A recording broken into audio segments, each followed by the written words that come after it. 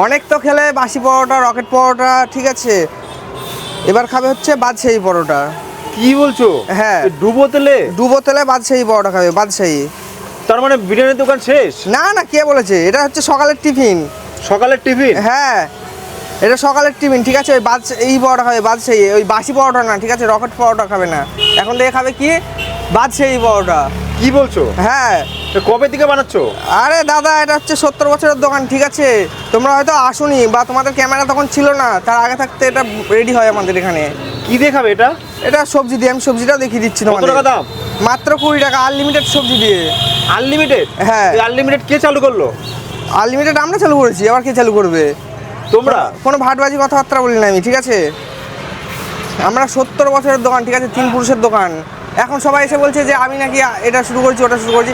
আমি যেটা শুরু করি না, সেটা হচ্ছে কপি হয়ে যায়। আজকে আমি একটা জিনিস করবো, কপি মানে রেডি করবো, সেটা কালকে দেখবে কপি হয়ে গেছে, যে আপডেট হয়ে যাবে। ওর জন্য আমি কিছু করি না।